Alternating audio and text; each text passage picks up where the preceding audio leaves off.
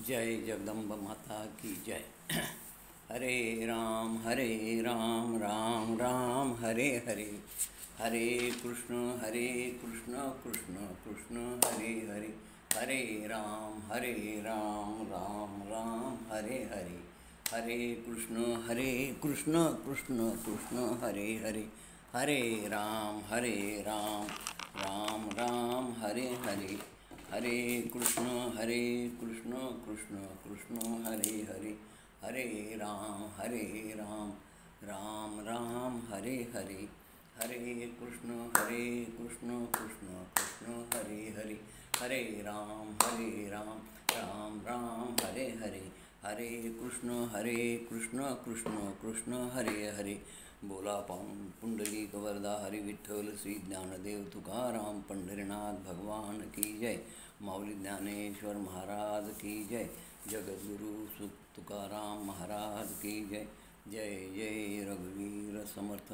वक्रतुंड महाकाय सूर्यकोटि संप्रभ निर्विघ्नं कुरु मे देव सर्वकार्येषु सर्वदा। सर्वमंगलमांगल्ये शिवे सर्वासाधिके शरण्यं त्र्यंबके गौरी नारायणी नमस्तुते। गुरुर्ब्रह्मा गुरुर्विष्णु गुरुर्दैव महेश्वरा, गुरुर्साक्षात् परब्रह्म तस्मै श्री गुरुवे नमः। या देवी सर्वभूतेषु मातृरूपेण संस्थिता, नमस्तस्यै नमस्तस्यै नमस्तस्यै नमो नमः। जयाचा जगी जन्म नामात झाला, जयाने सदा वास नामात केला, जयाच्या मुखी सर्वदा नामकीर्ती। नमस्कार त्या ब्रह्मचैतन्यमूर्ती, झरी झरी वणधेनु आठवी वत्सनित्य, जननगिरी कामे बालका पाशिचित्त, तदुपरी गुरुमाये लेकुरा ठेवी प्रेम, श्री सद्गुरु रामानंद तुम्हा प्रणाम। आहे तू जननी मदियन कळे, अज्ञान मी लेकरू, घाली गे मम प्रेम पाखर सदा, दूरी नको गे धरू, प्रेमे बाहत कंठ करुणी, मुक्त करुणी नाही दुजे बंधन, प्रल्हादा गुरुराजयानित तुम्हा माझे यासो वंदन। अनंत कोटी ब्रह्मांड नायक राजाधिराज सच्चिदानंद सद्गुरु श्री ब्रह्म चैतन्य रामानंद प्रल्हाद महाराज की जय। जय जय रघुवीर समर्थ। भाविक श्रोते, आज आपल्या देवी भागवताचा तिसरा दिवस। तिसऱ्या दिवसामधला आपण पहिला कथाभाग आज बघणार आहोत, ज्यामध्ये शंतनूची जन्मकथा, शंतनू राजाची, गंगा आणि शंतनूची म्हणजे शंतनूला गंगेची प्राप्ती कशी झाली, भीष्माचार्यांची दिव्य प्रतिज्ञा, पांडवाची जन्मकथा आणि शिष्टाई कशी फसली, इथपर्यंतचा कथाभाग आपल्याला पहिल्या दिवसाच्या या कथेमध्ये बघायचा। सुतांनी सांगितलं, शुकाचार्याचे चरित्र ऐकून या सर्व ऋषींच्या मनामध्ये एक प्रश्न आहे, असं सुत शौनकांना म्हणाले की तुम्ही सांगितलेलं शुकाचार्याचे चरित्र ऐकून सगळ्या साधूंच्या ऋषींच्या मनात आहे की आम्हाला आता शंतनूची जन्मकथा सांगा आणि गंगा शंतनूला कशी प्राप्त झाली हे सांगून भीष्माचं चरित्र थोडक्यात सांगा। त्याप्रमाणे ऋषींचं बोलणं ऐकून सूत म्हणाले, इक्ष्वाकू कुळात म्हणजे सूर्यकुळात, रामाच्या कुळात फार वर्षापूर्वी एक सत्यवान, धर्मशील, नीतीनं न्यायानं वागणारा एक महापराक्रमी चक्रवर्ती सम्राट राजा होऊन गेला। त्याचं नाव होतं महाभीष राजा। त्यानं 1000 अश्वमेध यज्ञ केले, 100 वाजपेयी यज्ञ केले। यज्ञ यागादी पुण्य प्राप्त होतात, त्याला स्वर्गामध्ये स्थान प्राप्त झालं आणि या स्वर्गात त्याला त्याच्या पुण्यामुळे ही जागा मिळाली। मग इंद्रकृपेनं तो स्वर्गातून ब्रह्मलोकामध्ये आला आणि ब्रह्मदेवाच्या सेवेसाठी तिथे त्या ठिकाणी सगळे देव त्या ठिकाणी आलेले होते। महानदी गंगाही ब्रह्मदेवाची सेवा करत होती। इतक्या सोसाट्याचा वारा सुटला आणि सोसाट्याचा वारा सुटल्याबरोबर तिच्या शरीरावर असलेलं वस्त्र खांद्यावरचं उडून खाली पडलं। सर्व देवांनी खाली माना घातल्या, देव लाजले, पण हा महाभीष राजा निर्लज्जासारखा तिच्या देहाकडे पाहत राहिला। गंगाई इढळलेला पदर न सावरून घेता प्रेमातूर होऊन त्याच्या नजरेल नजर देऊन त्याच्याकडे पाहत होती. ही गोष्ट ब्रह्मदेवाच्या लक्षात आली, उपस्थित सर्व देवांच्या लक्षात आली. आणि ब्रह्मदेवाने क्रुद्ध होऊन गंगेला आणि अभिषेक राजाला शाप दिला की तुम्ही या भूतलावर राहण्यास योग्य आहात, तिथे जाऊन असले चाळे करा, मृत्यू लोकात तुम्ही दोघंच जन्म घ्याल, असा शाप त्यांना मिळाला. अनेक कालावधीनंतर पुण्य प्राप्त करून तुम्ही परत स्वर्गात याल, असंही उशाप दिला.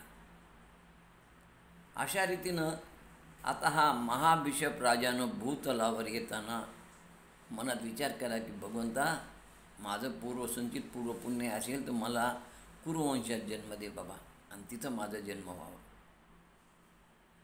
या कुरुवंशामध्ये महाप्रतापी प्रतीप नावाचा राजा होता. प्रतीप, आणि या प्रतीपच्या पोटी जन्म त्याचा निश्चित भगवंतानं करायचं ठरवलं.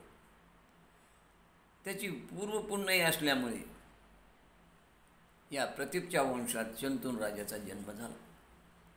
आता त्याच वेळी ज्यावेळेस हा प्रतीप म्हणजे अभिषेक राजा, महाभिषप राजा भूतलावर प्रतीपच्या वंशात जन्म घेण्यासाठी, कुरुवंशात जन्म घेण्यासाठी भूतलावर येत होता, त्याच वेळेस गंगाई भूतलावर येत होती ना. गंगेचा आणि त्या अष्टवसूंची भेट झाली. हे अष्टवसू ज्यांनी वशिष्ठांच्या आश्रमातील वशिष्ठांची कामधेनू पळवली होती. या अष्टवसूमधले जो वसू होता मुख्य, तो द्यू किंवा त्याचं नाव देव किंवा देव असं नाव.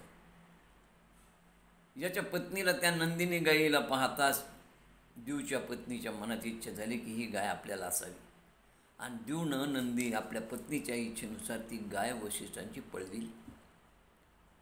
पण बरोबर त्याच्या हे 7 वसू पण होते, असे हे सगळे अष्टवसू होते. पण या बाकी वसूंचा त्याच्यामध्ये काही सहभाग नव्हता, ते नुसते बरोबर होते. द्यूनं गाय पळवल्यानंतर वशिष्ठांनी त्यांना शाप दिला, आणि शाप दिल्यानंतर भूतलावर जन्म घ्याल. बाकी वसूंची मी सांगितल्याप्रमाणे चूक नसल्यामुळे वशिष्ठांनी म्हटलं माझ्या मुखातून शाप दिला गेला तेव्हा तुम्ही त्याच्यासोबत होता, याकरता तुम्हाला भूतलावर फक्त जन्म घ्यावा लागेल काही क्षणापुरता, परत तुम्ही स्वर्गात या. परंतु मात्र हा द्यू जन्मभर भूतलावर राहील. आणि वसू शापभ्रष्ट झाल्यामुळे हे सगळे भूतलावर येत असताना त्यांची भूतलावर येणाऱ्या गंगेची भेट झाली. त्या वसूने गंगा नदीला नमस्कार केला आणि ते तिला म्हणाले, देवी माते, वशिष्ठांनी आम्हाला शाप दिला आहे, आमचा भूतलावर जन्म होणार आहे, आम्हाला मनुष्य देहाच्या उदरात जन्म कसा होईल याची चिंता वाटते. देवी, तू मनुष्य रूप धारण करून या भूतलावर आम्हाला जन्म दे. हे गंगे, तू भूतलावर शंतनूची भार्या हो, जो अभिषेक राजा म्हणून भूतलावर जन्मला आहे, आणि त्याची भार्या म्हणून तू आम्हाला जन्म दे. देव कार्यासाठी एवढं तू कर. जन्म होताच तू आम्हा बाकीच्या वसूंना नदीमध्ये टाक, म्हणजे आम्ही शापमुक्त होऊ. गंगेने होकार देता सर्व वसू स्वस्थानी गेले. प्रतीप राजा महातेजस्वी सूर्याचा भक्त होता, आणि तो गंगेच्या किनारी फिरत असताना उदकातून एक नयन मनोहर स्त्री प्रकट झालेली पाहिली. आणि ती स्त्री या प्रतीप राजाला म्हणाली, राजा, देव कार्यासाठी तू माझ्याशी समागम कर, कारण मला वसूंना जन्म द्यायचा आहे. त्यावेळी राजा म्हणाले, हे सुनयनी, मी परस्त्री गमन करणाऱ्यापैकी नाही, त्यामुळे तू माझी इच्छाच करू नको, मी तुझी पूर्ण इच्छा करू शकत नाही. हां, माझी तू सून जर झालीस तर माझ्या पुत्रापासून तुला पुत्र जन्म होईल. राजाचं बोलणं ऐकून गंगेनं ठीक आहे म्हणून निघून गेली. राजा घरी आला. त्यानं आपल्या सुलक्षणी पुत्राला सांगितलं, जो शंतनू म्हणून जन्माला आलेला होता, पुत्रा, तू नदी किनारी फिरायला गेल्यानंतर तुला एक सुंदर तरुणी दिसेल. जर त्या तरुणी तुझ्याकडे विवाहाची अपेक्षा केली तर तू तिचा स्वीकार कर. तू कुठली, कोण, काय तिला विचारू नको. तू तिला धर्मपत्नी करून घे. तर तू सुखी होशील. अशा प्रकारे पुत्राला उपदेश देऊन सर्व राज्य पुत्राच्या स्वाधीन करून तो तृप्त मनाने साधना उपासना करण्यासाठी, अंबिकेच्या उपासना करण्यासाठी, देवीला प्राप्त करून घेण्यासाठी तो स्वर्गात गेला. आणि स्वर्गात त्याने जगदंबेला प्रसन्न करून घेतलं आणि शेवटी त्याने त्या ठिकाणी देहत्याग केला. आता इकडे शंतनू राजा मोठा झाला होता. तो धर्माने राज्य करू लागला, प्रजेला सुख देऊ लागला. अशाच रीतीने एक दिवस शंतनू राजा मृगयेस आला आणि मृगयेस आल्यानंतर तो गंगेच्या तीरावर फिरत असताना हरिणाप्रमाणे डोळे असणारी एक मृगाक्षी सुंदर तरुणी त्याला दिसली. राजाचं मन तिच्याकडे पाहिलं की मोहित झालं आणि त्याच्या लक्षात आलं की आपल्याला पित्यानं सांगितलेली ही तरुण यवना हीच असावी, हीच सुंदरी असावी. तो अतृप्त नेत्रांनी तिच्याकडे पाहत राहिला आणि हाच पूर्वीचा महाभिषप राजा आहे हे तिनं ओळखलं. गंगेनं ओळखलं त्याला. ती त्याच्यासमोर जाऊन उभी राहिली. त्या स्त्रीकडे पाहताच हा शंतनू राजा म्हणाला, हे मृगनयनी, हे रूपसुंदरी, तू कुणाची कोण? हे सुमुखी, देव दानव मानव यक्ष गंधर्व किन्नर या कुणाचीही तू असू, माझी इच्छा आहे तुला भार्या करून म्हणून तुझा स्वीकार करून घ्यावा. त्यावेळी ती गंगा म्हणाली, हे शंतनू राजा, तू मागच्या जन्मीचा महाभिषप राजा आहेस आणि मी मागच्या जन्मातली गंगा आहे. ब्रह्मदेवाच्या शापानं आपण दोघे भूतलावर जन्म घेतला आहे. तुम्ही प्रतीप राजाच्या पोटी शंतनू म्हणून जन्माला आलात आणि माझ्या पूर्वजन्माचे तुम्ही प्रियकर आहात. मी फार नशीबवान की तुम्ही मला या भूतलावर लाभला आहात, म्हणून मी तुमचा स्वीकार करणार आहे. पण मात्र माझ्या काही अटी आहेत, त्या तुम्हाला अटी पूर्ण कराव्या लागतील. मी तुझ्याशी विवाह करेन राजा, पण विवाहानंतर मी जे काही शुभ अथवा अशुभ कर्म करेल त्याबद्दल तू मला विचारायचं नाही, माझा निषेध करायचा नाही, पहिली अट. तसेच माझ्याशी कधी तू अप्रिय भाषण करायचं नाही. जेव्हा तू याप्रमाणे म्हणण्याप्रमाणे वागणार नाहीस तेव्हा त्याच क्षणी मी तुला सोडून स्वइच्छेने कुठेही जाईल. आता त्यांनी तिच्या सगळ्या विनंत्या, सगळ्या अटी मान्य केल्या. कारण शंतनू राजाला आपल्या पित्याचं प्रतीपचं वाक्य आठवलं. त्यानं सांगितलं होतं, हे शंतनू, गंगा किनारी फिरायला गेला असताना तुझी सुंदरी पाहशील, तुला जी स्त्री भेटेल तिच्याशी तू विवाह कर, तिला भलते सांगते प्रश्न विचारू नको आणि तिच्या सगळ्या अटी मान्य कर. त्याप्रमाणे शंतनूनं गंगेशी विवाह केला. ती राजासह राजवाड्यात गंगा आणि शंतनू आनंदात राहू लागली. योग्य वेळी तिला गर्भ राहिला. तिने दिवस पूर्ण होताच पुत्ररूप वसूला जन्म दिला, पण पुत्र होताच तिने तो उदकात टाकून दिला. अशा प्रकारे 1 2 3 4 5 6 7 पुत्र झाले आणि ते पाण्यात टाकले. राजा चिंताक्रांत झाला. तो म्हणाला, अशानं माझा वंश कसा वाढेल, काय करावं? 7ही पुत्र हिनं जन्मतात पाण्यात सोडून दिले. आता जर हिला आढळलं नाही तर मला वंश राहणार नाही. काय होईल? फार जर आढळलं तर ती मला सोडून जाईल आणि नाही बोललो तर ती असंच चालू ठेवणार. कारण तिला नाही बोललो तर ती त्या मुलांना पाण्यात सोडणार. काही करून मला माझ्या वंशाचं रक्षण केलं पाहिजे. आता या 8व्या वसूनच कामधेनूचं अपहरण केलं होतं, म्हणून या वसूला एक जन्मभूताला राहायचं होतं. आणि म्हणून याच्या मनामध्ये देवीनं ही बुद्धी दिली की तू तिला अडव. बुद्धिरूपेण संस्थिता, भगवतीच बुद्धी देते. त्याप्रमाणे 8वा वसू जो त्या 7 वसूंचा प्रमुख होता, तो आता या ठिकाणी जो मास्टर माइंड होता, ज्याने ती कामधेनू पळवली होती, त्याचा आता या ठिकाणी जन्म होणार होता. आणि तोच भीष्माचार्य म्हणून पुढे जगात प्रसिद्ध होणार होता. 8व्या वर्षाचा गंगेच्या पोटी जन्म झाला. त्या सुंदर बालकाला पाहून शंतनू तिला म्हणाले, हे सुंदरी, तू 7 पुत्र उदकात सोडले, आता हा तरी पुत्र मला परत कर, कारण या पुत्राचं रक्षण माझ्या हाती व्हावं अशी माझी इच्छा आहे. मी तुला हा पुत्र पाण्यात टाकू देणार नाही. असं म्हणताच ती राजाला सोडून पुत्राला घेऊन निघाली. तेव्हा शंतनू म्हणाले, हे गंगे, तुला हवं तिकडे तू जा, पण मला तू माझा हा पुत्र दे.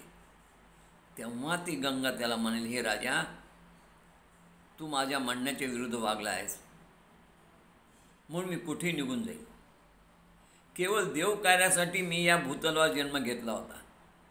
ब्रह्मदेवाच्या आज्ञेमुळे मी या भूतलावर जन्म घेऊन त्यांच्या आज्ञेनं तुला वरलं. वशिष्ठांच्या शापाने या भूतलावर येणाऱ्या वसूंनी मला विनंती केल्यामुळे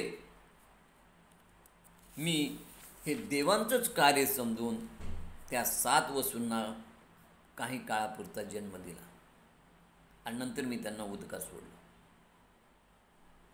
मात्र हा 8वा वसू अत्यंत प्रतापी, तुझ्यापेक्षा पराक्रमी, कीर्तिमान होईल, म्हणून याला मी पूर्वी आपली भेट झाली त्याच ठिकाणी तुला आणून देईन आणि तोपर्यंत मी याचं संगोपन करीन. मोठा होताच तुला मी परत आणून देईन, कारण लहान बालक आईशिवाय राहू शकत नाही, म्हणून मी याला घेऊन जात आहे. पुढे बराच काळ लोटला. आता जवळपास भीष्म 3-4 वर्षाचा झाला असेल. त्याचं नाव देवव्रत ठेवलं होतं. देवव्रत 3-4 वर्षाचा झाला आणि 3-4 वर्षानंतर असाच तो एकदा मृगयेकरिता शंतनू घराबाहेर पडला आणि या नदीच्या किनारी आला. तर नदीच्या किनारी त्यानं पाहिले की 4 वर्षाचं बालक बाणांच्या साहाय्याने त्यानं संपूर्ण पाणी अडवलं होतं. त्या बालकाला शंतनू विचारलं. शंतनूला आठवण झाली की हा तर बालक आपला नसावा, म्हणजे हाच बालक असेल अशी देखील शंका म्हणत होती. मग त्या बालकाला विचारलं, तू कोण, कुठला, काय, की तो एकदम अदृश्य झाला आणि काही क्षणातच त्या ठिकाणी तो अदृश्य होता. शंतनूला गंगेचं स्मरण झालं आणि त्या बालकाचं स्मरण झालं आणि शंतनूनं गंगेचं स्मरण करताच, स्तुती करताच गंगा त्या ठिकाणी प्रकट झाली आणि तो शंतनूचाच 8वा पुत्र, 8वा वसू होता. तिनं सांगितलं, याचं नाव मी देवव्रत ठेवलं असून याचं शिक्षण वशिष्ठ मुनीकडे झालेलं आहे. तो धनुर्विद्येत निष्णात आहे, परशुरामा इतका त्याचा अभ्यास आहे आणि हा तुझा पुत्र आहे असे म्हणून बालकाला शंतनूच्या स्वाधीन करून गंगा गुप्त झाली. राजा त्या बालकाला घेऊन हस्तिनापूरला घेऊन आला. हस्तिनापूरला आल्यानंतर या फार मोठा राजानं उत्सव केला. गंगानंदन देवव्रताला राजाने युवराजाभिषेक केला, आपला पुत्र म्हणून जाहीर केलं. अशा प्रकारे गंगा अवतरण होऊन अष्टवसूची उत्पत्ती झाली आणि ही उत्पत्ती सूत महर्षींनी सर्व ऋषींना सांगितली. ऋषींनी विचारलं, हे सुता, शंतनूनं कोळ्याची कन्या, व्यासांची माता हिच्याबरोबर विवाह केला, ते वृत्तांत देखील आम्हाला सविस्तर सांगा. आणि मग सूत महर्षी शंतनू आणि कोळ्याची कन्या, व्यासांची आई यांच्या चरित्रावर बोलू लागले. सूत म्हणाले, महाराज शंतनू नित्य मृगयेसाठी येत असत. आता भीष्माचार्य 4 वर्षे झाली होती.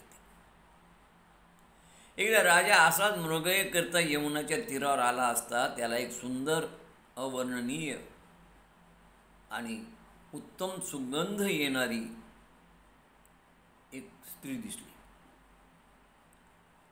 हा सुगंध कोणाचा आहे, सुवास कोणाचा, हा त्याचा विचार करत असतानाच त्याच्या लक्षात आलं की हा सुवास या तरुणीकडनंच येत आहे आणि वासाच्या दिशेने तो गेल्याबरोबर ती तरुणी त्यानं पाहिली आणि त्याच्या लक्षात आली, या तरुणीचाच हा सुवास दरवळत आहे. तो आश्चर्यचकित झाला आणि त्याने तिला विचारलं की हे सुंदरी तू कोण आहेस, कुठे राहतेस, कुणाची कन्या आहेस. तिची माहिती घ्यावी असं त्याच्या मनाची इच्छा निर्माण झाली आणि त्याला गंगेचंही आठवण झालं, गंगेचे स्मरण झालं.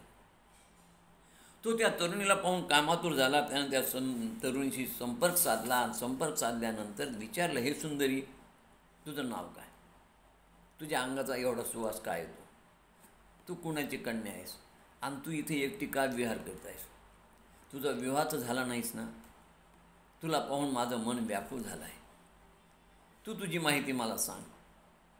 तेव्हा ती कमल नयना गालात हसून म्हणाली, महाराज मी सत्यवती, माझंच नाव मत्स्यगंधा, मी कोळ्याची कन्या आहे. मी माझ्या पित्याला या गंगेवरती सहाय्य करते, मी होडी पण चालवते, मी माझ्या पित्याला मदत करते, मी त्यांच्या आज्ञात आहे. तुम्ही म्हणाला त्याप्रमाणे माझ्याच अंगाचा हा सुगंध आहे. मी अविवाहित आहे आणि मी माझा धर्म निभावत आहे. पित्याला मी मदत करत आहे. मी पित्याची एकुलती एक कन्या आहे. या पाण्यात मी नौकेचं वहन पण करते. माझा पिता आता घरी गेला आहे, तेव्हा मी या नौकेचं काम करते. हे सुंदरी, तो म्हणाला, मी हस्तिनापूरचा शंतनू नावाचा राजा आहे. मी विदुर आहे. तू माझी धर्मपत्नी हो, मला दुसरी पत्नी नाही. माझी पूर्वीची पत्नी मला सोडून गेली आहे. तुला पाहताच मला तिचं स्मरण झालं आणि मनात इच्छा निर्माण झाली की तुझ्याशी विवाह करावा. ही इच्छा जर तुला मान्य असेल, मी तुझ्या आज्ञेत राहील. त्यावेळी ती कोळ्याची कन्या म्हणाली, हे राजा, तुझं भाषण ऐकून मला मान्य आहे म्हणाली. मी तुझ्याशी विवाह करण्यास आनंदानं तयार होईल, पण मात्र याला माझ्या पित्याचा आज्ञा असावी, माझ्या पित्याचा विरोध नसावा. म्हणून तू माझ्या पित्याची परवानगी काढ, तू माझ्या पित्याची परवानगी घे. माझा पिता नाही म्हणणार नाही. तो निश्चित माझं तुझ्याशी पाणी ग्रहण करेल, पण मात्र तुम्हाला त्याची परवानगी घ्यावं लागेल. त्यांच्या परवानगीशिवाय मी तुमच्याशी विवाह करणार नाही. मी त्यांच्या आज्ञेबाहेर नाही. मी तुम्हाला मनोमन स्वीकारलं आहे. आपण माझ्या वडिलांची भेट घ्या, निश्चित ते 100% परवानगी देतील. त्यानंतर शंतनू राजा त्या कोळ्याकडे गेला. राजाला पाहून घिवराला आश्चर्य वाटलं. त्यानं राजाला येण्याचं कारण विचारलं असता राजा म्हणाला, हे घिवरा, तू आपली कन्या मला दिलीस तर मी तिला धर्मपत्नी म्हणून तिचा स्वीकार करेन. घिवर म्हणाला, तो कोळी म्हणाला, राजा, आता माझी मुलगी वयात आली आहे, तरुण आहे. तिचा विवाह मला आज न उद्या करावाच लागणार आहे. तिला मला घरात ठेवून जमणार नाही. माझी या विवाहास मान्यता राहील, पण माझी एक अट आहे की तुम्ही तिच्याच पुत्राला राज्याभिषेक केला पाहिजे. दुसऱ्या पुत्रानं जर राज्य स्वीकार केलं तर मला ते चालणार नाही. घिवराचं भाषण ऐकताच राजा काळजीत पडला. त्याला भीष्माची आठवण झाली. भीष्माच्या आठवणीने तो व्याकुळ झाला. अरे अरे म्हणाले, ज्येष्ठ पुत्र भीष्म आहे. भीष्माच्या अधिकारावर ही गदा आहे. काही न बोलता चिंताग्रस्त राजा तिथून उठला आणि निघून गेला. उत्तरच दिलं नाही त्यानं. पण तो राजा नेहमी खिन्न राहत होता, चिंताग्रस्त राहत होता. देवव्रत भीष्मानं त्या राजाच्या त्या चिंताग्रस्त पाहिलं. चिंतेचं कारणही विचारलं. तो म्हणाला, पिताश्री, तुम्ही का चिंता करता? तुम्हाला कसलं दुःख आहे? तुमच्या दुःखाचं निवारण जर मला शक्य असेल तर मी त्या दुःखाचं निवारण करील. अहो, दुःख, माता पित्याच्या दुःखाचं निवारण न करणारा पुत्र जन्माला येऊन उपयोग काय? पूर्वजाचे ऋण फेडण्यासाठीच पुत्राने जन्माला यावं. यासाठी मी वाटेल ते करायला तयार आहे. पित्याच्या आज्ञेसाठी दाशरथी राम हा राज्य त्याग करून वनात गेला. पिताश्री, हा देह आपल्यासाठी. मी आपल्या इच्छेबाहेर जाणार नाही. मी आपल्यासाठी काय वाटेल ते करायला तयार आहे, पण तुम्ही चिंता करू नका. तुमच्या चिंतेचं काय कारण आहे ते मला तुम्ही सांगा, मी ती माझ्यापर्यंत दूर करेन. हे ऐकून शंतनू त्याला म्हणाला, हे पुत्रा, तू पराक्रमी आहेस, बलाढ्य आहेस. तुझी आई तुला सोडून गेली. मला दुसरं एखादं जर बलाढ्य असं आपत्ती असतं तर बरं झालं असतं, एकाला 2. परंतु ते आपत्ती मला नाही. एखाद वेळेस नियतीच्या नियमानं तुला जर आधीमध्ये मृत्यू आला तर मी निराश्रित होईल. आणि हे शल्य, हे दुःख ही मला खरी चिंता आहे की मला पत्नी नसल्यामुळे मला दुसरं पुत्र होऊ शकत नाही आणि मी दुःखी आहे. ही माझ्या मनाची चिंता आहे. ते ऐकून भीष्मानं वृद्धमंत्र्याचा याबाबत सल्ला घेतला आणि वृद्धमंत्र्याने सांगितलं की हेच खरं कारण आहे. मग गंगानंदन त्या मंत्र्यासह कोळ्याकडे गेला, कारण मंत्र्यालाही माहीत होतं की त्याचं कोळ्याच्या कन्येचं प्रेम आहे. त्याने सांगितलं की मुख्य हेच आहे की तू एकटा आहेस, दुसरा पुत्र असेल तर फार चांगलं, परंतु पत्नी नाही, आणि म्हणून त्यांचं त्या मत्स्यगंधेवर प्रेम आहे. पण मत्स्यगंधेचा पिता काही अटी घातलेल्या आहेत, त्यामुळं तो काही आपली कन्या बिना अटीची द्यायला तयार नाही, आणि म्हणून तुझ्या पिता चिंताग्रस्त आहे. त्याच मंत्र्याला घेऊन देवव्रत भीष्म त्या घिवाराकडे आला, त्या कोळ्याकडे आला.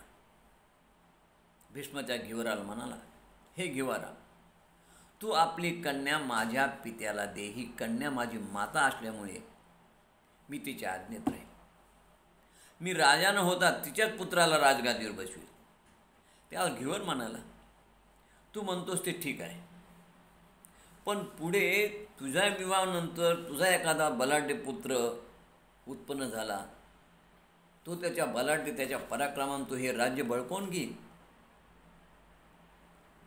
आणि मग भीष्म म्हणाला, घिवरा, मी स्त्रीचा स्वीकारच करणार नाही. मी अजन्म अविवाहित राहील. मी विवाह करणारच नाही. मी विवाह न करण्याचं व्रत स्वीकारलं आहे आणि मी तशी प्रतिज्ञा करते, तुम्ही माझ्यावर विश्वास ठेवा. अशा प्रकारे भीष्माने त्या ठिकाणी प्रतिज्ञा केली आणि मग देवव्रतचं नाव भीष्म प्रतिज्ञा पडलं, भीष्म नाव पडलं, कारण त्याची प्रतिज्ञा भीष्मासारखी होती.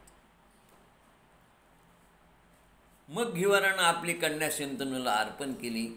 शंतनूनं सत्यवतीचा स्वीकार केला. परंतु राजाला व्यास जन्माची कधी शेवटपर्यंत ही कथा समजली नाही.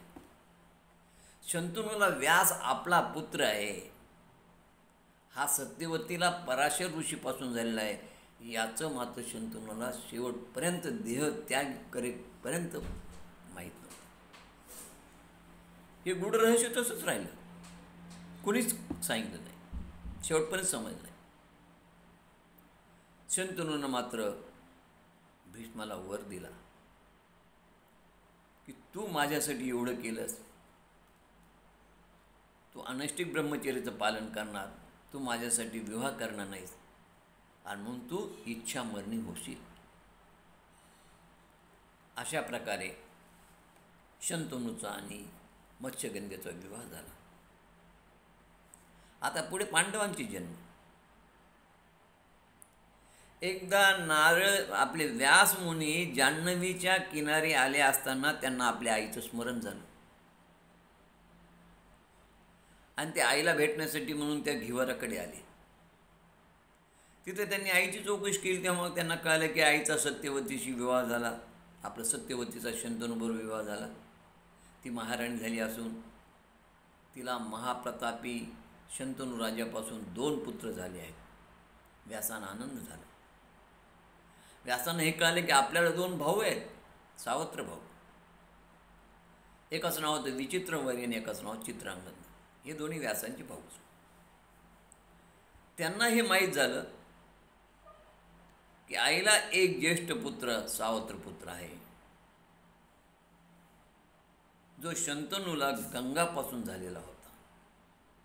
पण हे केव्हा माहीत झालं? शंतनूने देह ठेवल्यानंतर. तो पण त्यांना माहीत नव्हतं, कोणालाच माहीत नव्हतं, कोणाला कळू दिलं नाही सत्य होतं. आणि एक ज्येष्ठ पुत्र आहे हे त्यांना माहीत होतं. म्हणजे शंतनू गंगेला पूर्वी हा भीष्म झाला याचं ज्ञान फक्त या विचित्रवरील चित्रांगणापर्यंत झालेलं होतं, यांना माहीत होतं. पुढे शंतनू नंतर चित्रांगद राजा झाला.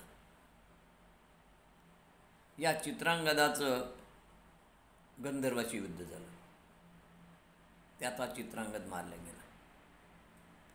त्यानंतर विचित्रवरी राजा झाला. आता गंमत अशी बघा की भीष्माचार्य, चित्रांगद आणि विचित्रवरी हे सावत्र भाऊ. सत्यवतीला शंतनूपासून विचित्रवरी आणि आपले चित्रांगद झाले.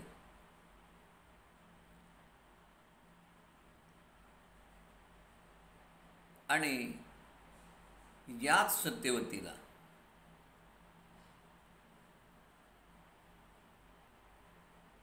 भीष्माचार्य झालेली होती, या गंगेला. म्हणजे शंतनूचा पुत्र भीष्माचार्य, गंगेचा भीष्म आणि सत्यवतीचे विचित्रवरी चित्रांगद. म्हणजे शंतनूला 2 पर्यायानं म्हणजे बायकाच झाल्या. पहिली गंगा आणि गंगेनंतर मग सत्यवतीचा विवाह झाला. मग गंगेपासून झाला भीष्म हा ज्येष्ठ भ्राता झाला घरातला, पांडवकुळातला. शंतनूचाच पुत्र असल्यामुळे तो ज्येष्ठ.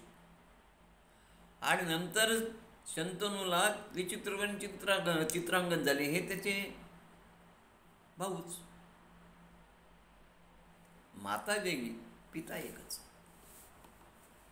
पण पुढे हा चित्रांगद राजा, कारण भीष्माचार्यानं सांगितलं होतं मी राजगादीवर बसणार नाही, मी जरी ज्येष्ठ असलो तर. त्याची प्रतिज्ञाच होती, विवाह करणार नाही, राजगादीवर बसणार नाही. आणि म्हणून चित्रांगदला राजा केलं. पण चित्रांगदाचं आणि गंधर्वाचं युद्ध झालं, त्यात तो मारला गेला. मग चित्रांगद मारल्या गेल्यानंतर मग विचित्रवीर्य राजा झाला.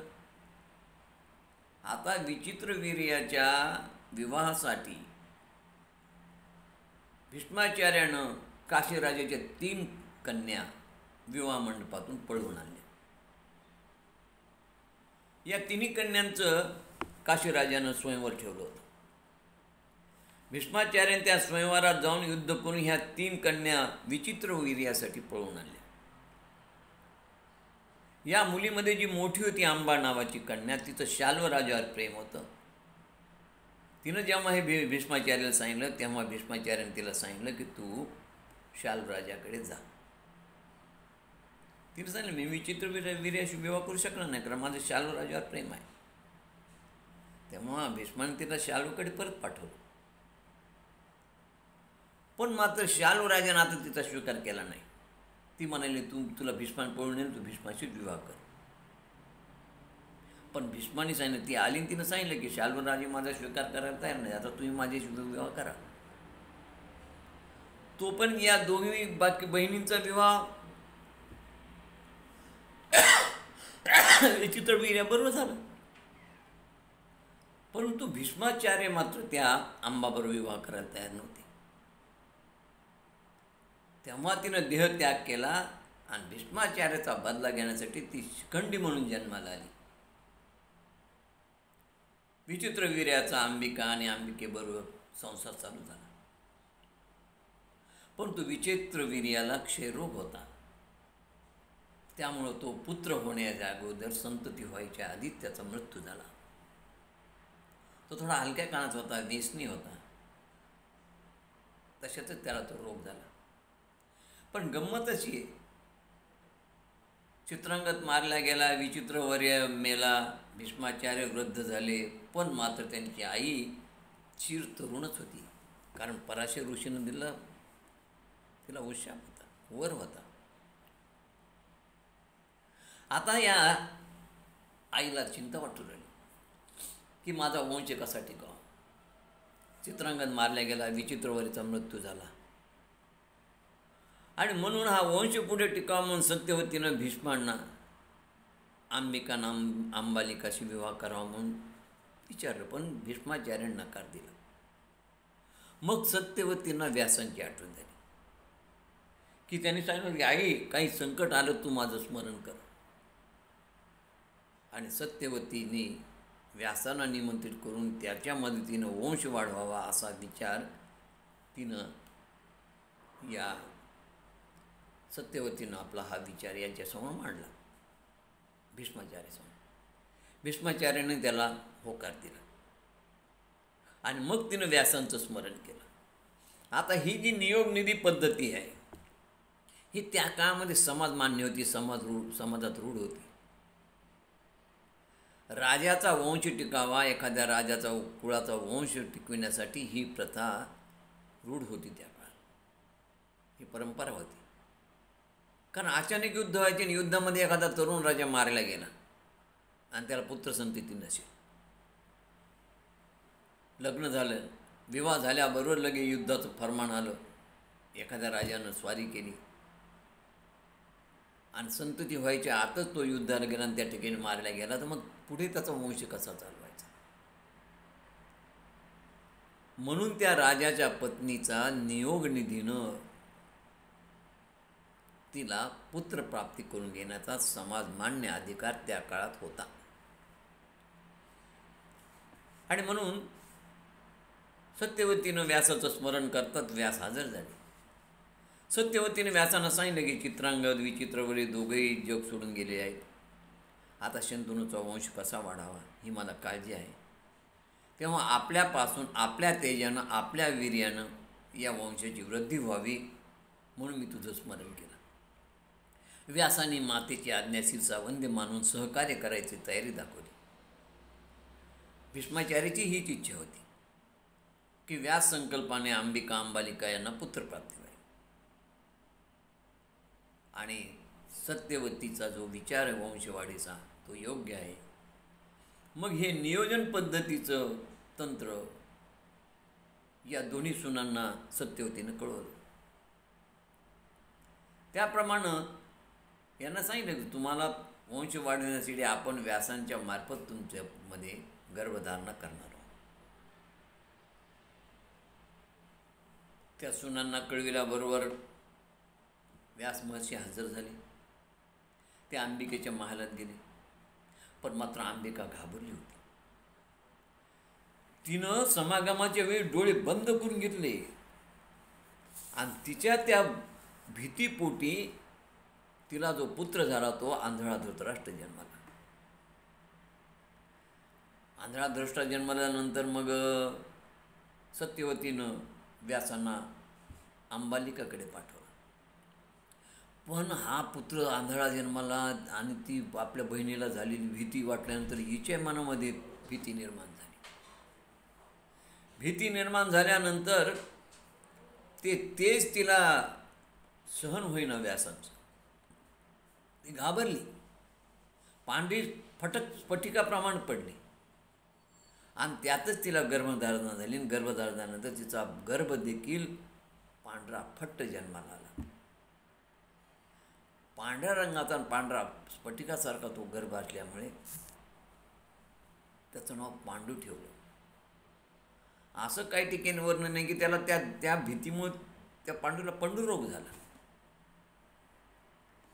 आणि जेव्हा अंबिकेकडे व्यास येणार, आता मग एक मुलगा अशक्त, एक मुलगा आंधळा, राज्यासाठी सशक्त पुत्र हवा.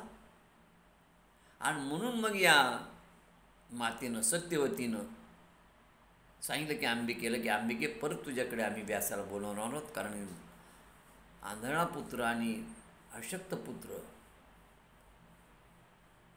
राज्यकारभार पुढे करतील किंवा टिकतील हे सशक्त पुत्र हवा. पण आता मात्र अंबिका घाबरली होती. व्यास यांना हे कळतात तिनं आपल्या ऐवजी दासीला आपल्या जागी थांबवलं आणि त्या दासीपासून सशक्त पुत्र झाला तो म्हणजे दासीपुत्र विदुर. अशा रीतीनं व्यास तेजाने धृतराष्ट्र, पांडून विदुर हे 3 पुत्र जन्माला आले. आता ज्येष्ठ पुत्र पांडू हा जन्मंध होता. आपला हा धृतराष्ट्र जन्मंध होता, पण पांडू कनिष्ठ होता. पण तो जन्मंध असल्यामुळे या कनिष्ठ पुत्रालाच राजगादीवर बसवलं पांडूला. भीष्माच्या संमतीनं पांडू राज्यकारभार करू लागला. या तिघांमध्ये विदुर मात्र बुद्धिमान होते आणि धट्टाकट्टा होते, सशक्त होते. त्यांनी सल्लागार म्हणून नेमलं होतं धृतराष्ट्राने आणि कौरवाने, दुर्योधनाने. अशा रीतीनं धृतराष्ट्र गांधारीला आणि या धृतराष्ट्राची दुसरी एक पत्नी होती, तिचं नाव होतं वैईशा. संसार दक्ष वैईशा. अशा 2 पत्न्या होत्या. पांडूलाही 2 पत्न्या होत्या, सूरसेन कन्या कुंती आणि मद्र देशाच्या राजाची कन्या माद्री. दोघांना 2-2 पत्न्या होत्या. गांधारीला 100 तर वैईशाला 1, असे 101 पुत्र धृतराष्ट्राला होते. त्यांना कौरव म्हणत. आता या पांडूच्या 5 पुत्रांना पांडव म्हणत.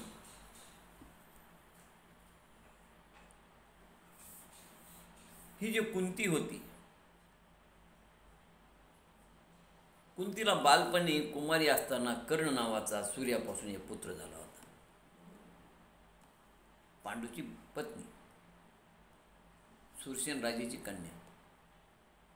या सूरसेन राजाकडे दुर्वास ऋषी चातुर्मासाला यायचे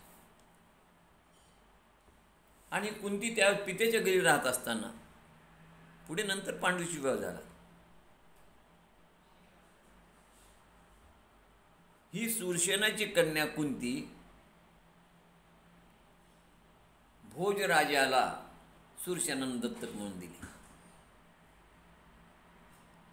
आणि म्हणून तिचं नाव कुंती भोज ठरलं. कुंती भोज कन्या झाली. एकदा चातुर्मासात दुर्वास ऋषी तिथे चातुर्मासासाठी आले असताना कुंती त्यांची उत्तम सेवा करत होती. दुर्वासाने तिला वर दिला की तू ज्या देवाचं आवाहन करशील ते देव येऊन तुझी इच्छा पूर्ण करतील. आणि म्हणून दुर्वास मुनीने तिला त्यावेळेस एक मंत्र शिकवला होता. चातुर्मास संपला, दुर्वास मुनी निघून गेले, पण आपल्याला शिकवलेल्या मंत्राची परीक्षा पाहावी अशी इच्छा त्या कुंतीच्या मनात निर्माण झाली. पण लहान होती, कोणत्या देवाचं आवाहन करावं हे तिला कळे ना. तोच तिनं आकाशात सूर्याला पाहिलं आणि तिनं मंत्रोच्चार करून सूर्याला आवाहन केलं. सूर्य समोर प्रकट झाला.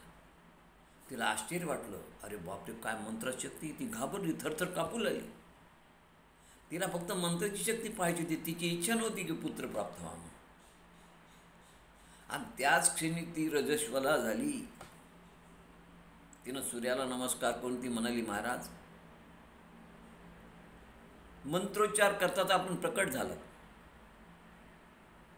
आता आपण परत सूर्यमंडळात जावं. मला फक्त मंत्राची परीक्षा पाहायची होती की माझी इच्छा हा मंत्र पूर्ण करतो का. कोणाची जर माझ्या मनात अभिलाषा निर्माण झाली तर मी त्याचं स्मरण केल्यावर, मंत्र म्हटल्यावर ती व्यक्ती समोर प्रकट होते का, एवढं मला फक्त पाहायचं होतं. मला तुमच्याकडून पुत्रप्राप्तीची अपेक्षा नाही, मला क्षमा करा. सूर्य म्हणाला, हे कुंती, तू मंत्र सामर्थ्याच्या बळावर मला आव्हान केलंस आणि मला इथं बोलावलंस. येथून जर मी कामाशिवाय परतलो तर हे सगळं लज्जास्पद होईल. त्या मंत्राचा हा अपमान होईल. तू जर माझा स्वीकार केला नाहीस तर त्या मंत्राचे विपरीत परिणाम तुला भोगावा लागेल. तुला आणि त्या मंत्र देणाऱ्या दोघांनाही त्या मंत्राचा शाप लागेल, लक्षात ठेव. या मंत्रामुळे तो आवाहन केलेल्या देवतेशी जर समागम केला नाही तर या मंत्रातून दोष उत्पन्न होईल आणि त्याचं पातक तुला भोगावं लागेल. आणि जर तू समागम केलास त्या देवतेशी तर तुझं कौमारी भंग होणार नाही आणि ही गोष्ट कोणालाच कळणार नाही. तुला प्रतिसूर्य असा बलाढ्य पुत्र प्राप्त होईल. सूर्याने कुंतीची समजूत घातली, तिची इच्छा पूर्ण करून सूर्यदेवता निघून गेले. कुंतीने ही घटना फक्त आपल्या विश्वासातील एका दासीला सांगितली आणि ती दासी म्हणाली, काळजी करू नकोस, त्या मुलाचा सांभाळ मी करेन. नंतर कुंतीने पुत्राला जन्म दिला.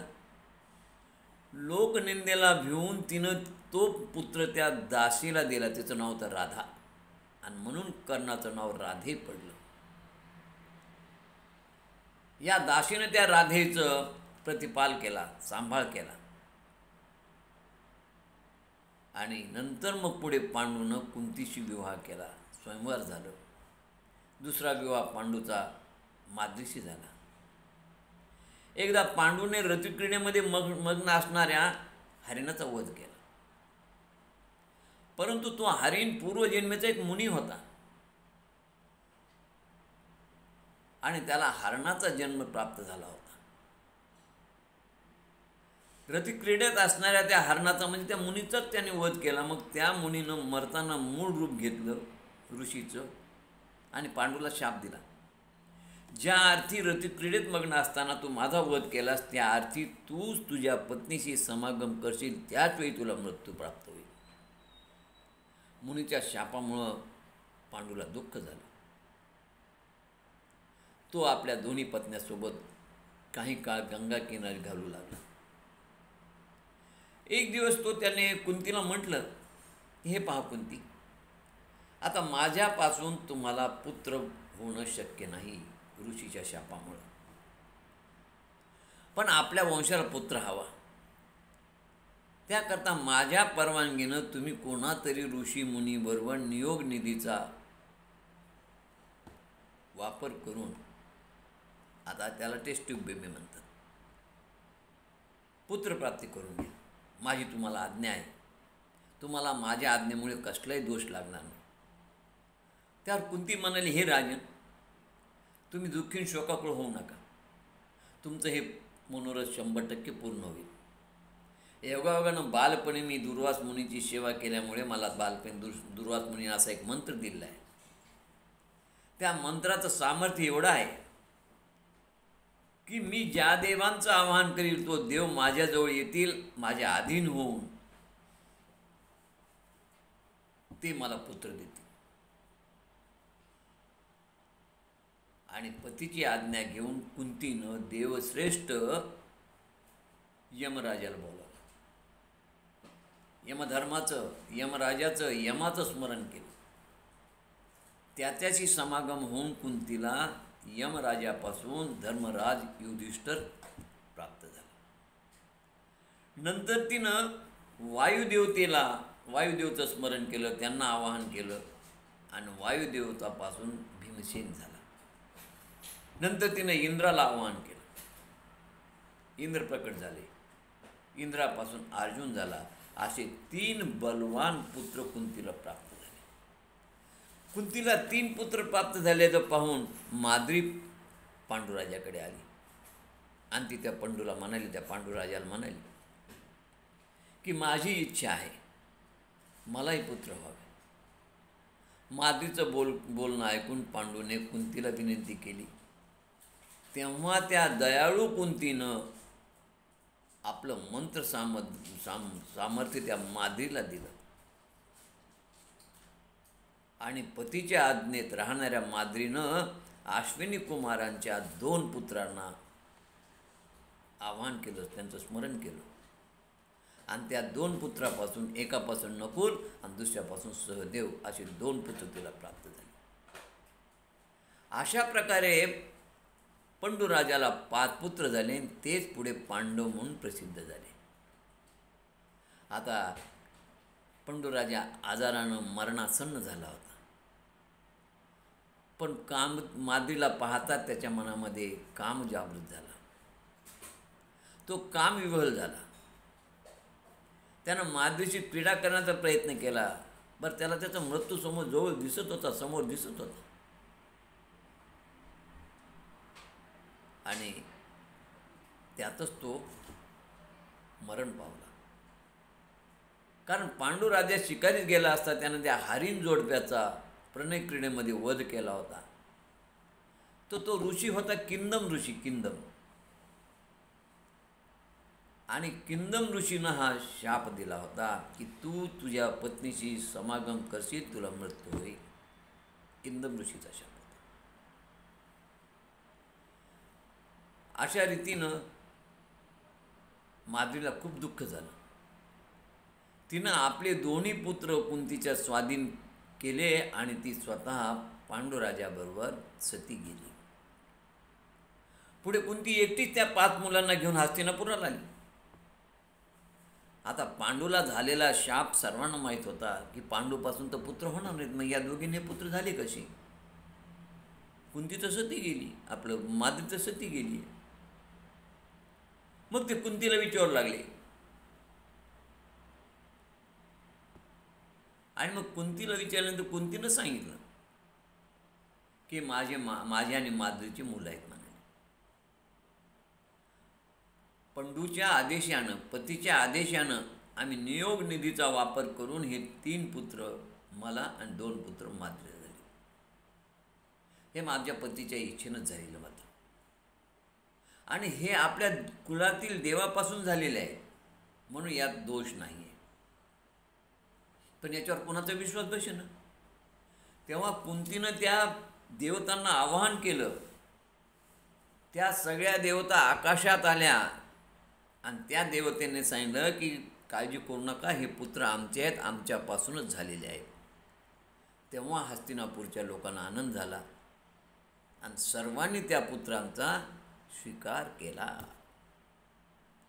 आता या ठिकाणी पांडवाचं एवढं सविस्तर चरित्र येण्याचं कारण काय, तर जन्मेजय राजा, जन्मेजय राजाचं हे वंश आहे, त्याचं हे कुळ आहे. आणि भागवताच्या पुराणामधलं एक पुराणाचं वैशिष्ट्य असं की वंशानुचरित, म्हणजे त्या वंशातील राजांचं चरित्र सांगावंच लागतं, तेव्हा त्याला पुराण म्हणतात. आणि म्हणून त्या वंशातील राजाचं चरित्र या ठिकाणी हे संपूर्ण त्यामुळे प्रकट झालेलं आहे. पुढे याच कौरव पांडवात यादवी युद्ध सुरू झालं. आणि या यादवी युद्धामध्ये पंडूचं अकाली निधन झाल्यामुळं अंध असलेला धृतराष्ट्र राजगादीवर बसला होता. धृतराष्ट्राचा मेहुणा गांधार देशाहून आला होता, शकुनी मामा. हा दुर्योधनाचा मामा होता. आणि या शकुनी मामा अत्यंत दुष्ट, दुर्गुणी, दुराचारी होता. धृतराष्ट्राचा सेनापती असणारे सल्लागार विदुर धृतराष्ट्राला दुर्योधनाला योग्य सल्ला देत होते, नीतीच्या न्यायाच्या गोष्टी सांगत होते. विदुर नीती म्हणून त्यांचा ग्रंथ प्रसिद्ध आहे. पण त्या धृतराष्ट्राला त्यांच्या नीती आवडत नव्हत्या, पटत नव्हत्या. तर अशा रीतीने या धृतराष्ट्राचे 101 पुत्र, पांडूचे 5 पुत्र, ज्यांना पांडव म्हणतात, या सर्व मुलांना द्रोणाचार्यांनी क्षत्रिय विद्येमध्ये निष्णात केलं.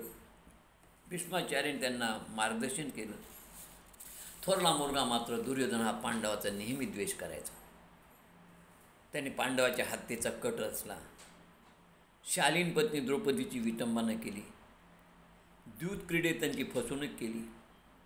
खरं म्हणजे पांडव दूध खेळण्यामध्ये निष्णात नव्हते, परंतु शकुनी मामाने त्यांना दूध खेळण्यामध्ये ज्याचा हातखंडा होता बळच आग्रह केला, धर्मराजाला आग्रह केला.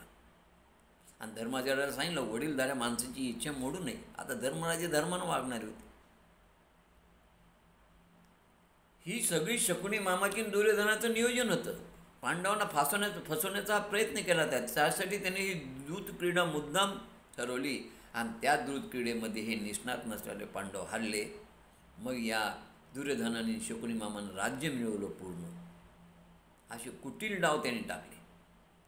खरं म्हणजे धर्मराजाने दूध खेळता येत नाही तर नाही म्हटलं असतं चाललं असतं, पण मोठ्यांचा आदर ठेवावा. मोठ्यांचा आदर करणं हे लहानांचं कर्तव्य आहे. आणि म्हणून ते शकुनी मामाशी दूध खेळले. 12 वर्षाचा वनवास झाला, 1 वर्षाचा अज्ञातवास झाला. हे भोगून द्रौपदीची विटंबना पण झाली, ती वेगळीच. विराटांच्या राज्यात 12 वर्ष हे पाची पांडूंनी एक द्रौपदी यांनी वेषांतर करून काळ घालवला. 1 वर्षाचा अज्ञातवास संपला. परत आल्यावर पांडवांनी राज्य मागितलं. भीष्माचार्यांनी, कृष्णाने, धृतराष्ट्राने त्याला समजावून सांगितलं दुर्योधनाला आणि धृतराष्ट्राला कृष्ण, भीष्माचार्य सर्वांनी, विदुराने देखील समजावून सांगितलं. पण पुत्रप्रेमापुढे त्याला काही कळेना आणि शेवटी युद्ध निश्चित झालं. कृष्णाने शिष्टाई केली, परंतु ती शिष्टाई देखील फसली. कारण दुष्ट दुर्योधन राज्य द्यायला तयारच होईना. आंधळा धृतराष्ट्र पुत्रप्रेमाने, दुर्योधन सत्तेच्या अभिलाषेने दोघे पांडवाचा द्वेष करत होते.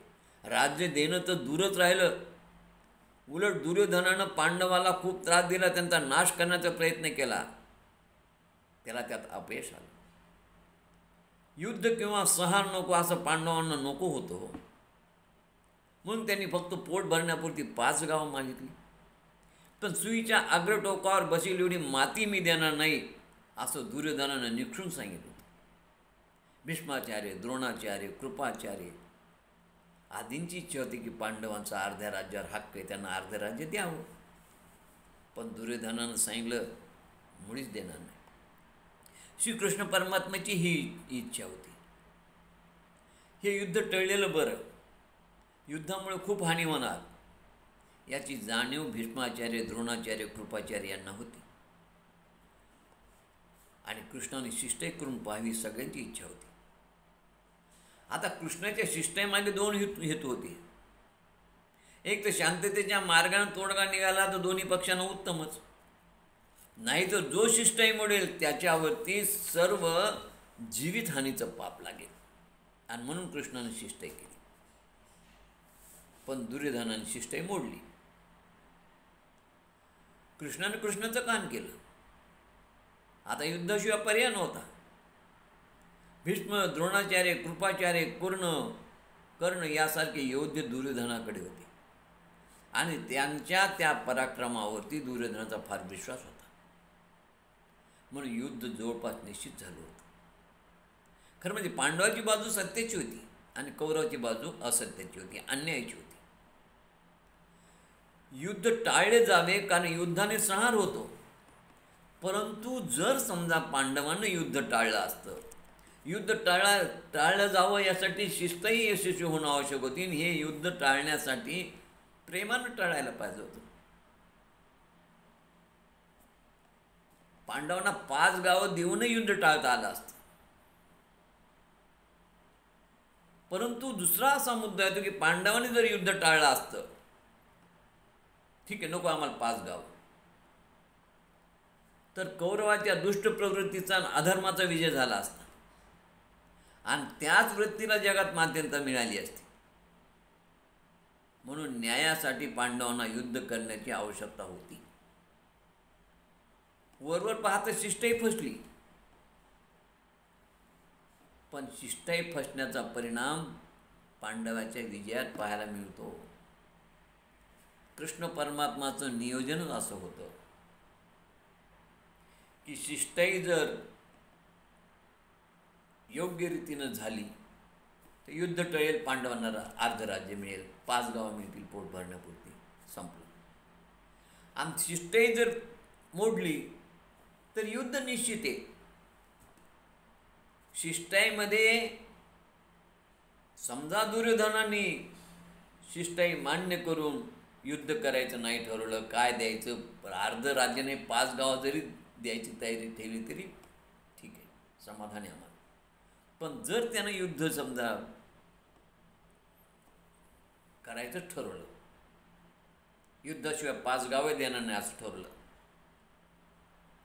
तरी त्याच्यामध्ये पांडवाचाच विजय होणार होता. कारण कृष्ण परमात्मा मॅनेजमेंट गुरु आहे. सिस्टममध्ये काय मॅनेजमेंट केली, वरवर पाहताना तुम्हाला ही सिस्टम फसलेली दिसेल, पण काय नियोजन होतं कृष्णाचं? नियोजनबद्ध रीतीनं कशा रीतीनं कृष्णानं पूर्ण बाजी पालटली हे बघा. या शिष्टाईमुळं कृष्ण भेटेनं शत्रूच्या मनामध्ये विपरीत तत्त्वज्ञान भरवलं गेलं. त्या शत्रूंच्या मनामध्ये वैचारिक गोंधळ निर्माण करण्यात गेला आला.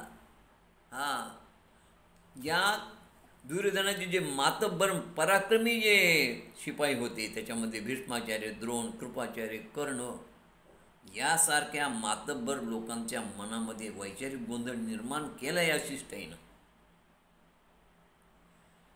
युद्धातील त्या लोकांचं लक्ष विचलित झालं, त्यांच्या मनामध्ये नैराश्य निर्माण झालं आणि त्यांच्या निष्ठेला हादरा बसला. त्यांना वाटत होतं अरे आपण करतो ते बरोबर नाही. हे विपरीत तत्त्वज्ञान संभ्रम त्यांच्यात निर्माण झाला. हो, आपण करतो ते बरोबर का चूक असा संभ्रम त्यांच्यात निर्माण झाला. खरंच आपली बाजू अन्यायाची आहे, अधर्माची आहे असं त्यांना वाटू लागलं. त्यांच्या मनात काहूर निर्माण झालं. खरंच पांडव सज्जन आहेत, पण तो हा दुर्योधन मुळातच दुष्ट आहे असा भाव त्यांच्या मनामध्ये विपरीत भाव निर्माण झाला. त्यांच्या मनाचं खच्चीकरण झालं आणि यात कृष्ण परमात्मा येशू झाले. ही कृष्णाची नीती आहे, ज्याला कृष्णाचं मॅनेजमेंट म्हणतात, दूरविचार म्हणतात. आणि म्हणून Krishna is the management Guru, the Lord Krishna the management गुरु. कारण कृष्णाची शिष्टाई म्हणजे कृष्ण नीतीचाच एक भाग आहे. भीष्माचार्य, द्रोणाचार्य, कृपाचार्य, महारथी, कर्ण, विदुर काका, शकुनी मामा आदी कौरवाचे आधारस्तंभ होते. कृष्ण त्यांना म्हणाला आपण महान आहात, पराक्रमी आहात, परंतु तुमच्या महानतेचा पराक्रमाचा उपयोग काय? कारण तुम्ही अन्यायाच्या बाजूनं तुमचा पराक्रम दाखवता, तुम्ही अधर्माच्या बाजूने युद्ध करता. मग याचा अर्थ जिथं सत्य तिथं विजय आहे, म्हणजे याचा अर्थ तुमचे प्रयत्न फोल ठरणार. ज्या बाजूने नीती आहे, ज्या बाजूनं धर्म आहे, त्याच बाजूनं न्याय आहे. लक्षात ठेवा, सत्याची जी बाजू आहे त्या सत्याचाच विजय होत असतो, सत्यमेव जयते. आणि म्हणून पांडवाची बाजू न्यायाची आहे, धर्माची आहे, सत्याची असल्यामुळे 100% यात पांडवाचा विजय आहे. लक्षात घ्या. मग तुमच्या मग पराक्रमाचा काय फायदा होणार आहे? तुम्ही एवढी शक्तिशाली पराक्रम, तुमचा पराक्रम फोल ठरणार. आता कृष्णाच्या या शिष्टाईमुळं त्या सगळ्या योद्ध्याचं एक प्रकारे मानसिक खच्चीकरण झालं. आणि हेच खरं कृष्णाच्या शिष्टाईचं फार मोठं फळ आहे. आणि म्हणून कृष्णाला मॅनेजमेंट गुरु म्हटलेलं आहे. ही कृष्णाची खरी मॅनेजमेंट आहे, खरी व्यवस्था आहे, खरं नियोजन आहे आणि खरी नीती आहे. आणि यासाठी शिष्टाई केली होती. लक्षात ठेवा, शिष्टाईच्या वेळी विदुर भेटीतून कृष्णाला अनेक गोष्टी कळाल्या आणि त्या गोष्टी कृष्णाला युद्धाच्या मॅनेजमेंटमध्ये फार उपयोगी पडल्या. कृष्ण येण्यापूर्वी यांच्या अनेक वेळा मीटिंग झाल्या आणि कोण योद्धा काय काय बोलला या सगळ्याची चर्चा कृष्णाला आल्यानंतर कळाली. कृष्णाला हेही समजलं की जरी कौरवाचं सैन्य पांडवापेक्षा जास्त आहे तरी पण या कौरवाच्या सैन्यामध्ये अंतर्गत बंडाळी आहे. हे या दाव्यानं अंतर्गत बंडाळींतील पोखरलेलं आहे. त्यांचं मानसिक खच्चीकरण झालं आहे. त्यामुळे युद्धामध्ये पांडवाचा विजयच होईल हे कृष्णाला कळालं होतं. दुसरी गोष्ट कृष्णाला हेही कळालं होतं की रणनीतीमध्ये सेनापतीपद भीष्माचार्यांना देण्यात आलेलं आहे. पण सेनापती झाल्यानंतर जेव्हा भीष्माचार्याने एक मीटिंग घेतली, त्या मीटिंगमध्ये त्यांनी कर्ण उपस्थित होते. कर्णाला स्पष्ट सांगितलं की मी सेनापती आहे आणि माझा आदेश आहे की कर्णाने युद्धात भाग घेऊ नये. दुर्योधन म्हणला का? ते म्हणाले त्याचं कारण असं आहे, कर्ण महारथी नाही, अर्धरथी नाही आणि रथी नाही. त्यामुळे या युद्धातून मी कर्णाला बाद केले. माझा आदेश आहे. की कर्णाने या युद्धात सहभागी होऊ. ते म्हणाले हा पराक्रमी नाहीच होऊ शकत म्हणाले, आणि युद्धात तर रथी महारथी पाहिजे. त्यात या कर्णाची गणना केली जात नाही, कारण त्याला त्याचे गुरु परशुराम यांचा शाप आहे. युद्धाच्या वेळी शस्त्रविद्येचं त्याला विस्मरण होईल. मग हा कुठला आला महारथी रथी? युद्धाच्या वेळी जर शस्त्रविद्येचं स्मरण झालं तर संपलं, तो मरणार. आणि परशुरामाचा शाप आहे, त्यामुळे हा महारथी होऊ शकत नाही. तसेच याला गुहत्येचा शाप आहे दुसरा. या गुहत्येच्या शापामुळं त्याचं युद्धामध्ये खड्ड्यात चाक फसणार आणि तो मारला जाणार. मग याला महारथी कसा म्हणता येईल? तिसरं कारण असं होतं की याच्याकडे जी कवच कुंडली होती ती त्यानं कवच कुंडली मोठेपणामध्ये येऊन इंद्राला देऊन टाकली. मग आज याच्याकडे रक्षण करणारे कवच कुंडल पण नाही. म्हणून हा युद्धात रथी महारथी उलट अर्धरथी पण होऊ शकत नाही. त्यामुळे मी सेनापती असल्यामुळे मी जोपर्यंत युद्धात सेनापती आहे तोपर्यंत यानं युद्धात सहभागी होऊ नये. ही उपयुक्त माहिती कृष्ण परमात्माला कळाली. आणि तिसरी गोष्ट, विदुर काकानं शिष्टाच्या वेळी हे सगळं सांगितल्यानंतर, अरे कर्ण हा तर दुर्योधनाचा आधारस्तंभ होता. आता ह्या आधारस्तंभाला एक तर तो भीष्माचार्याच्या आदेशाने तो आधारस्तंभ खचला गेला होता. पण या आधारस्तंभाला पूर्ण नेस्तनाबूत करण्याचं काम पुढे कृष्ण परमात्माने केलं. कृष्णाला माहीत होतं हा नेस्तनाबूत नष्ट झाल्याशिवाय पांडवाचा विजय होणार नाही. म्हणून कृष्ण परमात्मानं शिष्टाईच्या दिवशी एके दिवशी एकांतात कर्णाची भेट घेतली आणि कर्णाला त्याच्या जन्माचं रहस्य सांगितलं, जे त्याला आजपर्यंत माहीत नव्हतं. त्याला सांगितलं तू राधे नाहीस, तू कोणते आहेस, तू कुंतीपुत्र आहेस, तू ज्येष्ठ पांडव आहेस, तू पांडवाच्या बाजून आलास तर तुलाच राज्यपद प्राप्त होईल, कारण तू पांडवाचा ज्येष्ठ भ्राता आहेस. पण त्यावेळेस कर्ण कृष्णाला म्हणाला, म्हणले कृष्णा मी आजपर्यंत सूतपुत्र राधे म्हणूनच वावरलो एक, आणि दुर्योधनाचा माझ्यावर फार विश्वास आहे. त्यानं माझ्या भरोश्यावर हे युद्ध ठरवलं आहे आणि म्हणून मी त्याचा विश्वासघात करणे योग्य नाही. पण कृष्णाच्या शिष्टाईमुळे कर्णाच्या मनामध्ये अधर्माबद्दल असत्याबद्दल चीड निर्माण झाली. दुर्योधनात त्याला राग येऊ लागला. दुर्योधनाबद्दल तर त्याचं प्रेम कमी झालं. दुर्योधनाची ही बाजू अधर्माची असत्याची ही त्याच्या मनामध्ये ही बाजू मनामध्ये घर करून बसली. आणि या उलट अर्जुनाबद्दल प्रेम,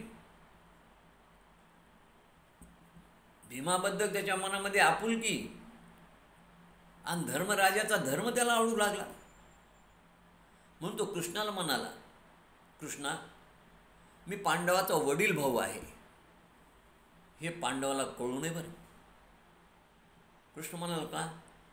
अरे बाबा त्यांना जर कळलं तर एवढं कष्ट करून, एवढी मेहनत करून, एवढे प्रयत्न करून राज्य मिळाल्यानंतर तो युधिष्ठिर स्वतः राजगादीवर बसणार नाही, तो मला राजा करेल. आणि माझी तर इच्छा आहे युधिष्ठिरनं राजगादीवर बसलेलं मला पाहायचं. त्याच्या मेहनतीचं फळ त्यांना मिळालंच पाहिजे. धर्मराज हेच या गादीचे मालक आहेत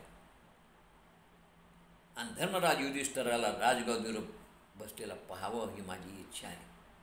म्हणून ही गोष्ट तू कोणाजवळ बोलू नको. अशा रीतीनं कृष्ण परमात्मानं कर्णाच्या मनाचं मानसिकरण केलं होतं, मानसिक खच्चीकरण केलं होतं. याला भेदनीती म्हणतात. या भेदनीतीद्वारे युद्धाची पूर्ण नियोजन मॅनेजमेंट केली होती त्यांनी. याला व्यवस्थापन म्हणतात. यशस्वी प्राप्त करण्यासाठी, विजय प्राप्त करण्यासाठी, यशस्वी होण्यासाठी माणसाला व्यवस्थित नियोजन करावं लागतं, व्यवस्थापन करावं लागतं. आणि म्हणून Lord Krishna is the management गुरु. पांडवाचा विजय हेच या शिष्टाईमागचं खरं कारण आहे. आणि म्हणून इथे कृष्णाची नीती कृष्णाची मॅनेजमेंट या दोन्ही गोष्टी लक्षात येतात. आता युद्ध निश्चित झालं. पांडवाकडून कृष्ण आणि कौरवाकडून कृष्णाची सेना. तर हा पुढे युद्धाचा भाग उद्याच्या पुढच्या भागात पाहूया. झालेली सेवा या ठिकाणी आपण पूर्ण करू. जगदंब मातेच्या चरणी ही कथा अर्पण करू. जय जगदंब. जगदंब जगदंब जगदंब जगदंब जगदंब जगदंब.